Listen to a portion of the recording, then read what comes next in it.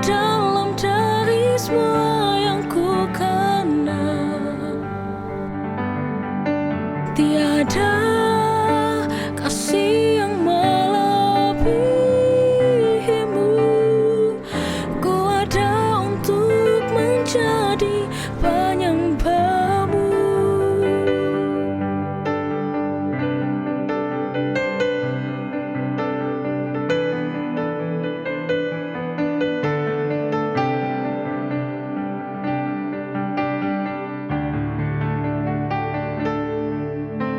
Bila ku buka mataku dan lihat wajahmu,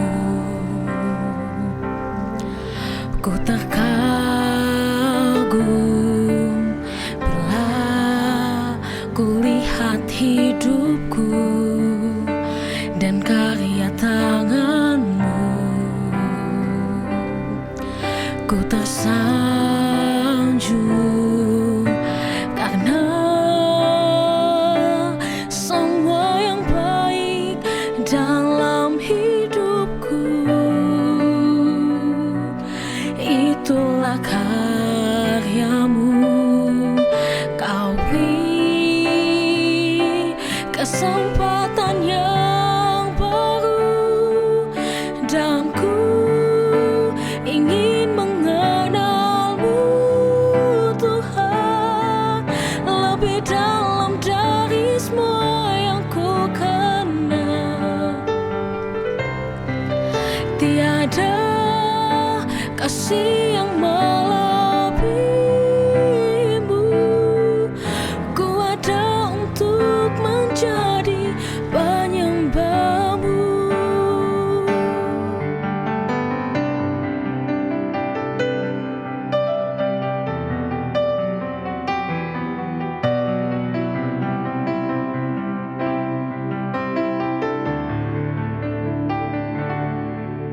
Dan ku ingin mengenalmu, Tuhan, lebih dalam dari semua yang ku kenal.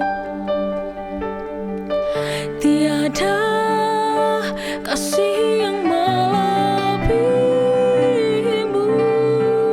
Ku ada untuk menjadi, ku ada untuk menjadi, ku ada untuk menjadi penyembahmu.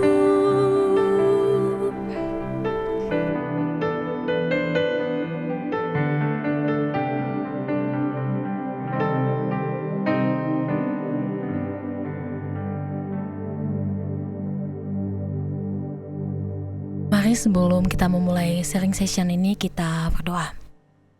Kami mau mengucap syukur Tuhan oleh karena setiap kebaikan Tuhan yang luar biasa dalam kehidupan kami. Kami bersyukur Tuhan boleh mengizinkan kami untuk kembali berjumpa di Igan Talk saat ini. Dan kami akan memulai sesi sharing session Tuhan dengan tema self-diagnosa. Dan biarlah Tuhan Engkau memberkati pertemuan dan sharing session pada saat ini sehingga setiap materi, setiap apa yang menjadi diskusi boleh berjalan dengan baik. Terima kasih Tuhan Yesus, di dalam nama-Mu Tuhan kami datang dan memohon. Amin. Halo Iganers, selamat berjumpa kembali di Igan Talk saat ini. Nah, kali ini kita akan sama-sama membahas salah satu tema yang sangat-sangat menarik tentunya, karena tema tersebut cukup relevan dengan anak-anak remaja, apalagi anak-anak muda pada zaman sekarang ini. Nah, sebelum lebih dalam membahas soal tema kita dan apa sebenarnya tema kita hari ini, kita akan kenalan dulu nih sama salah satu narasumber yang saat ini hadir sama-sama bersama kita. Itu Kak Maria. Boleh Kak memperkenalkan dirinya? Hai, aku Maria. Aku saat ini kerja di salah satu sekolah di Jogja. Dan kalau di GKI Gejayan, aku ikut pelayanan di tim ibadah gitu. Tapi fokusnya banyaknya sekarang di The Grace, juga di lektor. Nah itu ya teman-teman, salah satu perkenalan singkat dari narasumber kita saat ini. Jadi karena Kak Maria udah perkenalan, aku langsung bilang aja tema kita hari ini itu adalah self diagnose. Nah, kita akan belajar banyak dari Kak Maria tentang apa itu self diagnose. Untuk itu, aku sedikit agak Kak, risih dengan tren yang ada sekarang ini ya. Tren yang ada sekarang itu banyak anak-anak remaja, anak-anak muda yang sering menggunakan forum media sosial itu, informasi secara online untuk menggunakan untuk mendiagnosa diri mereka begitu. Jadi kayak misalnya ada sesuatu yang kemudian sama dengan diri mereka dan mereka berjumpa dengan itu di media sosial, mereka cenderung mengatakan bahwa ini aku sama dengan kesehatan mentalku, kayak depresi kayak gitu, terus kesehatan mental yang lain, kecemasan, ADHD kayak gitu kan. Nah, mereka cenderung kemudian mendiagnosis diri mereka seperti itu kayak gitu, tanpa mereka konsultasi sebenarnya dengan orang-orang yang sebenarnya profesional dengan bidang itu kayak gitu. Nah, untuk mempersingkat waktu mungkin kita bisa langsung aja ya Kak. Aku kepo dengan sebenarnya self diagnose itu apa sih Kak? Dan terus kemudian faktor-faktor utama yang kemudian membuat remaja itu cenderung melakukan self diagnose daripada mencari bantuan profesional kayak gitu. Oke. Tadi sebenarnya Usmi udah cerita banyak ya. Banyak remaja yang udah pada mendeteksi nih dirinya tuh kenapa gitu. Oh, aku kayaknya ini nih, aku kayaknya itu tuh. Oh, kayaknya aku bipolar. Jadi sekarang rata-rata kayak gitu ya. Sebenarnya self diagnose tuh kayak ya mendiagnosa atau mungkin gampangnya menilai bahwa diriku itu mengalami sesuatu gangguan, entah gangguan kesehatan fisik ataupun kesehatan mental. Tapi kalau di remaja kayaknya yang lagi hype, kayaknya yang lagi banyak dibicarakan itu istilah-istilah psikologi yang banyak banget sekarang bertebaran di anak-anak kan, bipolar lah, depresi lah, kemudian mungkin apalagi tuh banyak lah yang seperti anxiety yang kayak gitu. Jadi ada tiba-tiba ntar wah, sebenarnya fenomena itu banyaknya kan kalau sekarang kita lihat flooding informasi internet dari segampang TikTok. Banyak banget kayak simptom-simptom atau gejala-gejala yang disebutin. Mungkin sebenarnya awalnya dari sharing-sharing teman-teman yang emang punya gangguan kesehatan tersebut gitu ya. Tapi kemudian cocokologi nih. Karena aku tadi ngobrol, kebetulan area kerjaku kan sama anak-anak remaja ya. Aku tanya sama mereka, kalau di usia kalian tuh emang banyak ya self diagnose gitu? Oh, banyak gitu. Jadi terus kenapa apa yang menyebabkan kayak gitu? Ya itu tadi cocokologi gitu. Jadi misalnya lihat nih di TikTok lah, entah di Instagram, ada yang sharing nih tentang ciri-ciri bipolar nih misalnya. Kayak gini-gini. Oh, berarti ini aku juga nih kadang-kadang aku seneng banget, aku bisa kadang sedih banget, berarti aku bipolar. Padahal kan gak sesimpel itu. Apalagi kalau misalnya kesehatan fisik ataupun kesehatan mental ya, itu pasti kan kalau dokter nih, kesehatan fisik aja, pasti kan ada ciri-ciri tertentu sampai kemudian dokter mendiagnosa. Begitu juga untuk kesehatan mental, kita tuh kalau dari psikolog tuh pegangannya juga tebel gitu loh, buku kamusnya tuh banyak gitu, dan nggak bisa tiba-tiba aja oh ini orang lagi sedih berarti orang kena depresi, nggak sesimpel itu juga. Nah, tapi kecenderungannya anak-anak sekarang, gensi ya terutama, yang seakan-akan udah sangat melek dengan berbagai macam istilah kesehatan gitu. Jadi ya itu segampang aku buka TikTok, segampang aku buka Instagram, segampang aku googling, lalu kemudian oh berarti aku kena ini nih gitu. Mungkin self diagnose itu kurang lebih seperti itu sih. Jadi mendiagnosa, menilai oh aku sedang mengalami sesuatu atau aku mengalami penyakit tertentu. Nah, sebenarnya kalau misalnya hanya aware tentang simptom nggak apa-apa. Tapi kalau kemudian itu dijustifikasi, misalnya, oh iya aku memang bipolar, aku depresi, kemudian aku anxiety, atau aku memiliki penyakit-penyakit yang lain gitu. Tapi kalau remaja kebanyakan memang mental illness ya sekarang yang lagi tren gitu ya. Kalau fisik kayaknya aku tadi kemarin tanya-tanya anak-anak sih kayaknya jarang gitu kalau mereka self diagnose tentang fisik gitu, tapi kebanyakan tentang mental illness gitu. Oke, jadi kayak aku tuh bener sih yang kakak bilang, kayak remaja sekarang itu kebanyakan cocokologi aja. Jadi apa yang mereka melihat di media sosial dan kemudian itu sama dengan apa yang mereka alami, ya mereka langsung, oh ya aku ini kayak gini sekarang, aku ini kayak depresi, aku bipolar dan lain sebagainya gitu Kak. Nah, dari penjelasan Kakak soal itu sendiri ya, self diagnosis itu sendiri, kira-kira dampak potensial ya mungkin yang dialami oleh remaja terhadap kesehatan mental mereka dari self diagnosis itu kira-kira apa ya Kak? Oke, sebenarnya apa sih yang awalnya mendasari orang untuk self diagnose? Pertama, kepo.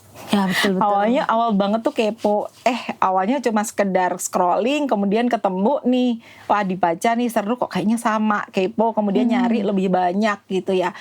Tapi juga lama-lama mungkin fear, cemas, takut, betul. khawatir kayak gitu. Kadang-kadang mulai awalnya cocokologi, lalu kemudian misalnya dia sedang mengalami situasi mental atau situasi kesehatan tertentu dan ternyata itu simptom ya, kalau aku bilang gejala itu baru dialami dirinya, lalu kemudian dia, oh ini jangan-jangan aku nih. Nah kalau berhenti bahwa aku kayaknya sedang mengalami gejala ini sih, sebenarnya menurut pendapatku ya, itu nggak apa-apa gitu loh. Artinya itu kan kita aware ya, kita sadar bahwa kita punya awareness tentang kesehatan dan kondisi kita, entah itu secara fisik, entah itu secara psikologis gitu. Oh aku sedang mengalami ketakutan terhadap sesuatu hal. Oh saat ini mungkin rata-rata anak-anak sekarang misalnya simpelnya nih, asam lambung. Betul. Anak-anak sekarang banyak yang mengalami asam lambung, GERD mungkin gitu. Sebenarnya kan kalau itu kemudian awareness-nya adalah mungkin aku ada gangguan ini, bisa jadi karena aku sedang memikirkan sesuatu atau pola makanku sedang tidak baik. Itu kan nggak apa-apa. Nah bahayanya adalah ketika itu kemudian berusaha dalam tanda kutip mengobati dirinya sendiri tanpa bantuan profesional. Misalnya, aku depresi, terus kemudian aku nyari obat penenang sendiri. Itu kan bahaya banget gitu. Padahal kan seharusnya nggak kayak gitu. Seharusnya kan konsul, kemudian melihat stage-nya sampai seperti apa. Sesimpel asam lambung misalnya, sesimpel penyakit-penyakit yang seperti itu. Udah deh aku beli obat yang di toko obat lah atau di apotek dan yang lain, tanpa kita tahu benar-benar kondisi kita itu kenapa gitu. Mungkin gejalanya hampir mirip tapi belum tentu seperti yang kita diagnosa sendiri karena kita nggak punya ilmunya, kita nggak punya dasarnya, dan itu kan butuh observasi banyak. Bahayanya seperti itu, apalagi kalau misalnya berhubungan dengan mental itu kan ya, kalau kita bicara tentang diagnosa fisik itu udah kelihatan ciri-cirinya, pun dokter harus dengan lebih teliti lagi. Begitu juga kan dengan mental, seorang psikolog atau seorang psikiater itu harus mengobservasi banyak untuk memberikan treatment yang tepat. Nah kalau kita bukan berusaha apa ya kalau bilang dalam tanda kutip sotoy gitu ya, sotoy tahu, aku nyoba, aku melakukan dengan ini, atau bahkan bukan obat, treatment aja, kalau orang bipolar itu dia bisa ditreatment dengan cara gini. Belum tentu treatment yang dilakukan oleh orang tersebut cocok dengan apa yang situasi yang dia alami gitu. Nah itu bahayanya sebenarnya seperti itu. Dan overthinking gitu. Tadi sebelum waktu off cam kita kan sempat ngomong ya tentang overthinking gitu. Dan ketika kita mengalami sesuatu, kemudian kita tidak benar-benar untuk melihat hal itu, kenapa kita overthinking, wah kayaknya aku saat ini lagi depresi ya. Itu yang sebenarnya mungkin awalnya ya biasalah, setiap orang kan mengalami naik turun. Bisa jadi loh kejadian beneran gitu. Dan kalau depresi beneran itu nggak segampang bahwa kita hanya merasa sedih, tapi itu bisa macam-macam. Dan kalau kita the worst-nya sekarang itu banyak kejadian bundir kayak gitu ya.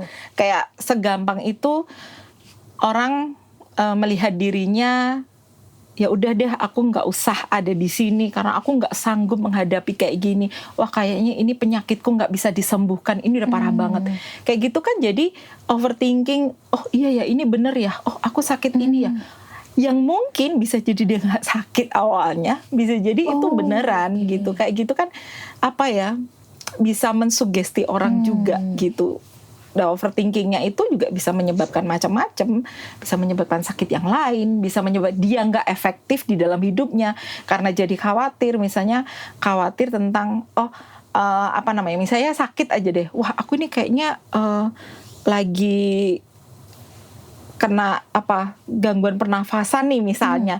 Ya sebenarnya mungkin ya sekedar batuk atau flu biasa, tapi kemudian dia jadi nggak bisa ketemu dengan yang lain-lain. Jadi kalau ketemu dengan lingkungan yang agak mungkin nggak terlalu bersih atau dia jadi lebih nggak mau lebih sensitif lah. Jadi nggak, kekebalan badannya juga nggak terbangun dari situ. Bukan berarti kita harus jorok ya, tapi kan kadang-kadang orang juga perlu untuk perlu mengukur, nggak picky banget lah, higienis, tapi jangan picky banget terhadap sesuatu supaya dia juga kuat kayak gitu.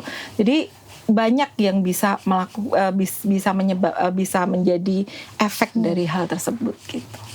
Menarik ya Kak. Jadi kayak aku tuh malah nangkepnya, berarti kalau bicara soal dampak potensial ya dari self diagnosis ini sendiri, sebenarnya bisa positif bisa negatif gitu. Jadi positifnya mungkin ya kita jadi punya kesadaran diri kayak gitu tentang kesehatan kita sendiri, yang entah itu fisik dan juga psikis kita kayak gitu. Tapi yang menjadi problem atau dampak negatifnya itu justru ketika kita malah mencocok logikan itu dan bahkan sampai melakukan tindakan yang lebih, kayak yang tadi Kakak bilang, sampai kayak cari obat sendiri dan kemudian mengkonsumsi obat itu tanpa kita konsultasi dulu ya. Oke lah kalau misalnya memang kita punya kesadaran diri ya, kita aware tentang diri kita, tapi justru itu menjadi salah ketika kita bergerak lebih jauh kayak gitu ya. Belum tentu sebenarnya kayak gitu.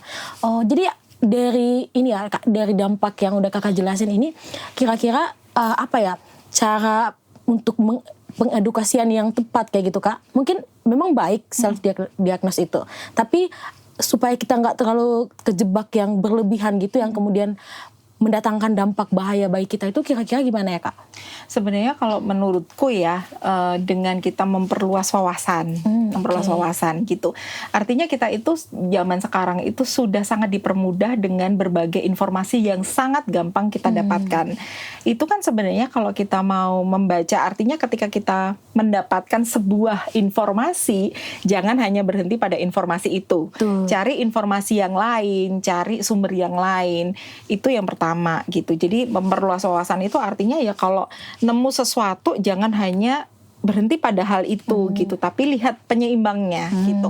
Kemudian yang kedua, ngobrol sama, kalau memang merasakan sesuatu yang nggak pas dengan dirinya, kalau belum sampai ke expert gitu ya, at least ada orang dewasa lain yang bisa diajak ngobrol, entah itu orang tua, entah itu kalau di gereja ada kakak pembina rohani, atau mungkin siapapun itu gitu, itu boleh diajak ngobrol, cari orang yang tepat gitu. Kemudian kalau misalnya ini lebih ke, kalau terutama yang berhubungan dengan kesehatan mental ya, acceptance gitu, penerimaan. Tapi untuk penerimaan itu memang tidak mudah ketika orang mengalami sebuah situasi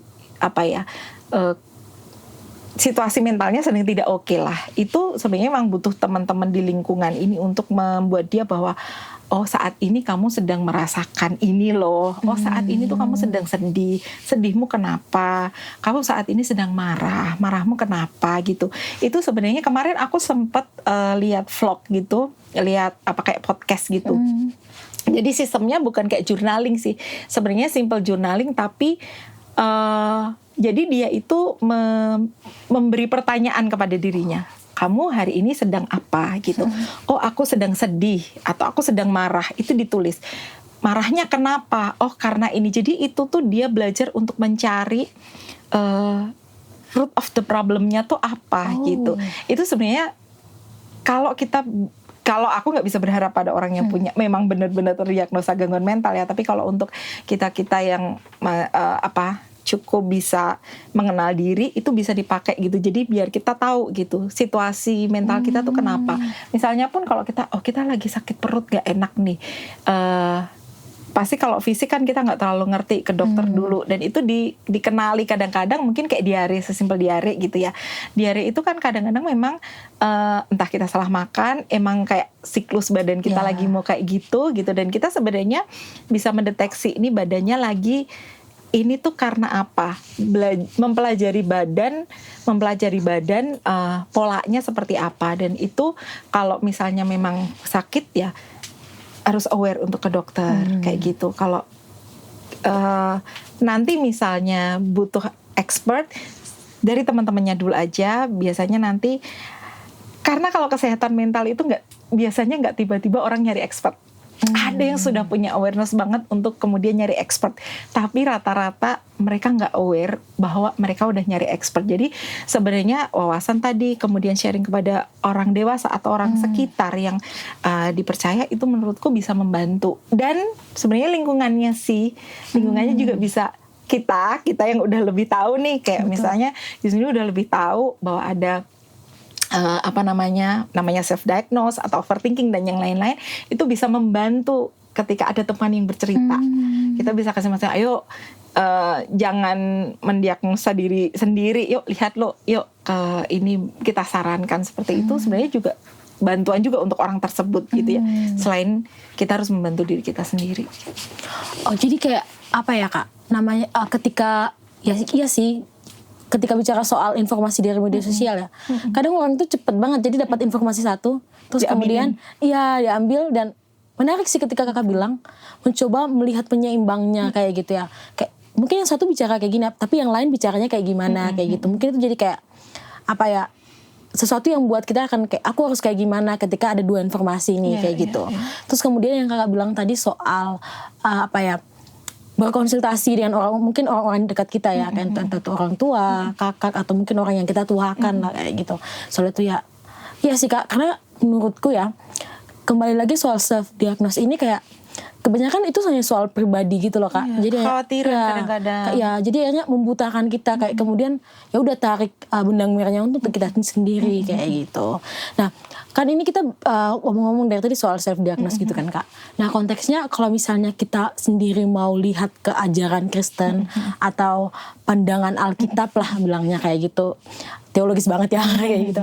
Nah, tentang self diagnose itu sendiri kira-kira pencarian penyembuhan ya Kak. Kan kita bicara soal kesehatan mental dan lain sebagainya kayak gitu. Nah, pencarian penyembuhan itu sendiri tanpa bantuan medis kalau menurut ajaran Kristen atau pandangan Alkitab itu kira-kira gimana ya Kak? Aku rasa ketika kita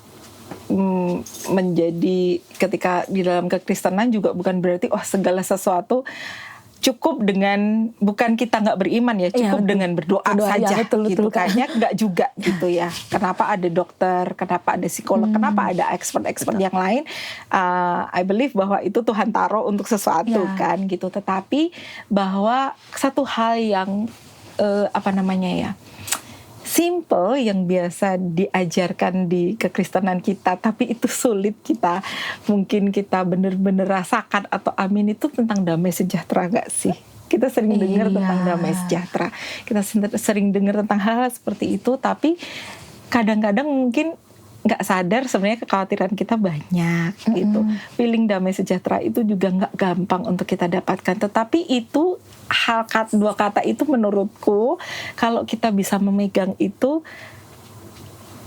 kekhawatiran, rasa takut yang menghantui kita itu akan sedikit terbantu, paling nggak untuk kasih awareness bahwa kita udah dikasihi dengan luar biasa, dan kita punya Tuhan yang memberi damai sejahtera. Ada ayat yang kita boleh buka ayat ya. Ayo mereka. Gitu. Jadi ini pasti aku yakin sudah banyak didengar sama teman-teman, dari Filipi 4 ayat 6 sampai 9. Filipi.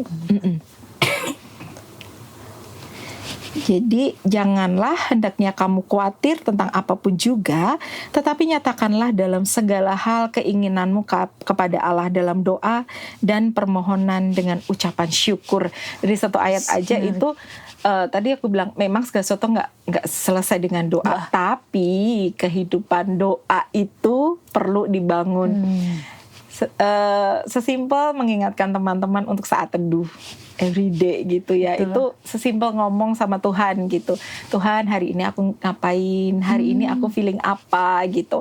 Walaupun mungkin kita belum benar-benar kayak hari ini kamu kayak gini Mar gitu, enggak juga kan Tuhan kayak gitu, tapi bisa jadi Tuhan kasih jawaban dari berbagai macam hal. Cuman at least membicarakan itu sama Tuhan udah mengurangi beberapa untuk kita ngomong, kita obrolin gitu ya. Kemudian ayat yang ke-7, damai sejahtera Allah yang melampaui segala akal akan memelihara hati dan pikiranmu dalam Kristus Yesus. Kemudian ayat 8, jadi akhirnya saudara-saudara, semua yang benar, semua yang mulia, semua yang adil, semua yang suci, semua yang manis, semua yang sedap didengar, semua yang disebut kebajikan dan patut dipuji, pikirkanlah semuanya itu. Tuhan udah kasih ini banget kok. Jadi kalaupun kita khawatir, kalaupun ini, ingat lagi ayat ini bahwa segala sesuatu yang kita yang benar, yang manis, yang suci, yuk kita memberikan itu kayak positif positif mindset juga ke kita gitu. Kemudian ayat ke-9, dan apa yang telah kamu pelajari dan apa yang telah kamu terima dan apa yang telah kamu dengar dan apa yang telah kamu lihat padaku, lakukanlah itu. Maka Allah sumber damai sejahtera akan menyertai kamu gitu. Jadi kalau aku bilang ini, misalnya aku bukan dari teologi ya gitu, tetapi kalau aku memahami ini bahwa ketika Tuhan sudah memberikan semua kita dengan pengetahuan, baik kalau kita mengolah itu, mengolah dengan kebijaksanaan, mengolah dengan hikmat gitu ya. Dan dari mana? Ya dari relasi kita sama Tuhan. Kalau kita mau memiliki hikmat, kita mau memiliki suatu kebijaksanaan, ya relasinya sama Tuhan harus diperbanyak. Sehingga ketika kita lihat scrolling TikTok, kita tuh punya alarm gitu loh. This is aku harus melihat ini mentah, atau aku harus ngolahnya gimana? Kan kalau dulu suara hati gitu masih ada ya, ini nggak bener nih kayaknya, atau kok alarm badanku lagi kayaknya badanku nggak oke, tapi kalau aku kesini ini nggak bener. Sebenarnya kan udah ada warning itu kan gitu.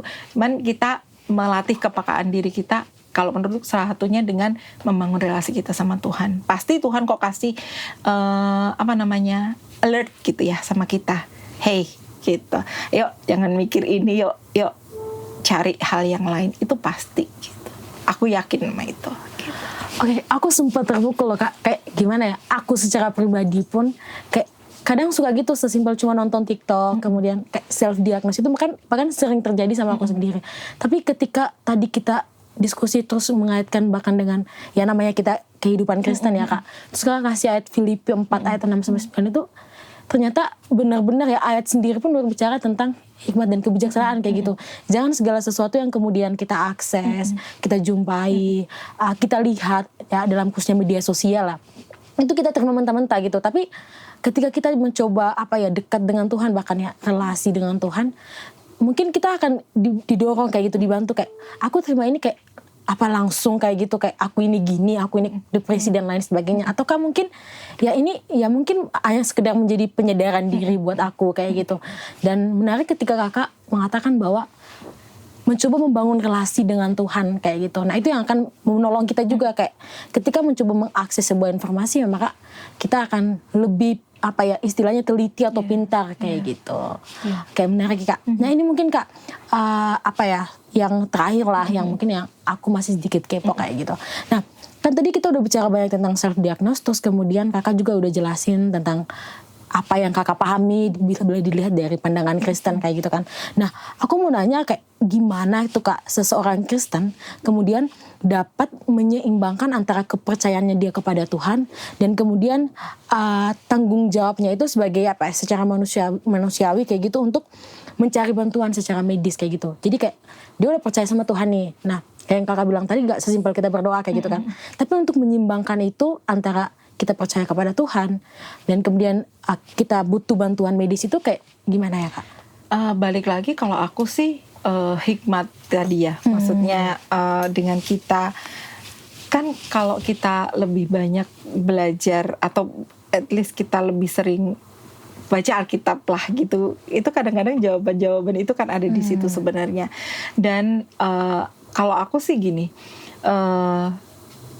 kita memang ketika menerapkan iman ini nggak boleh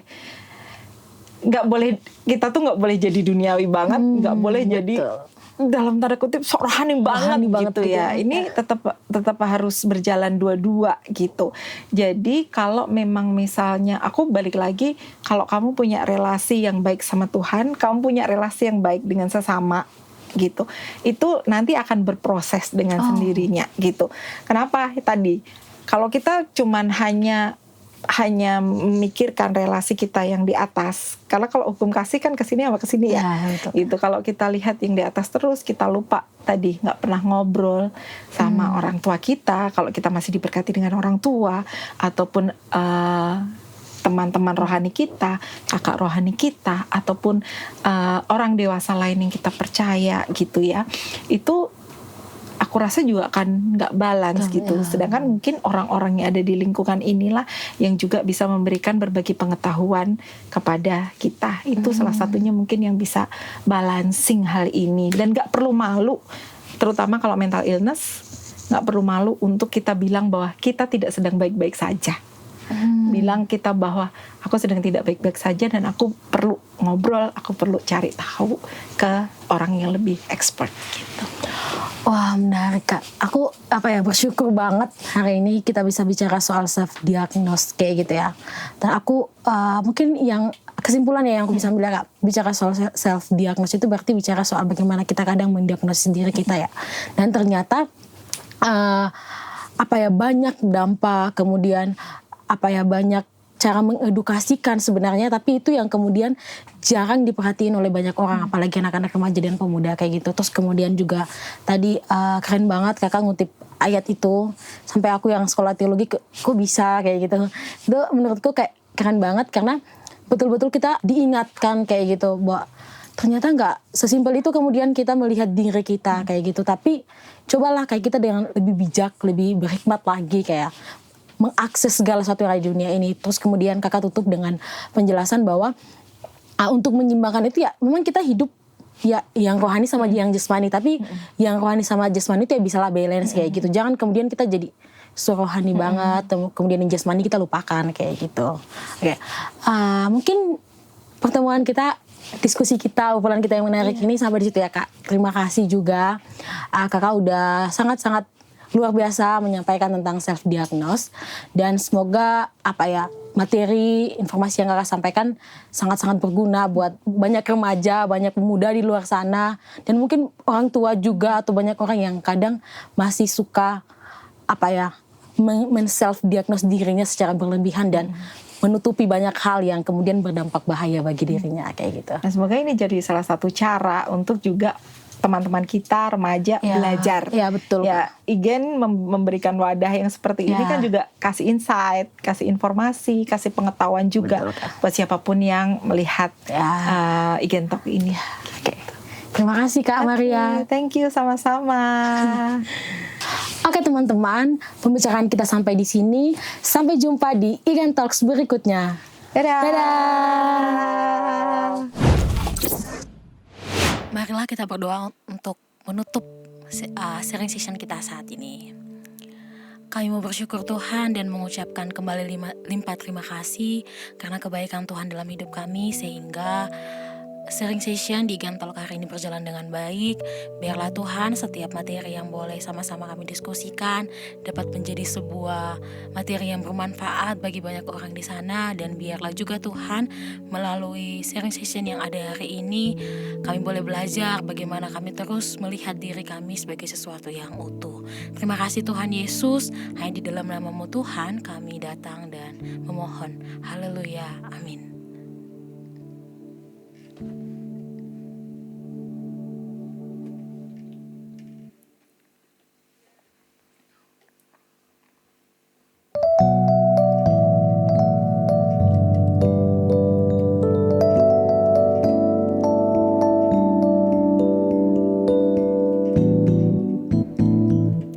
Kecaplah dan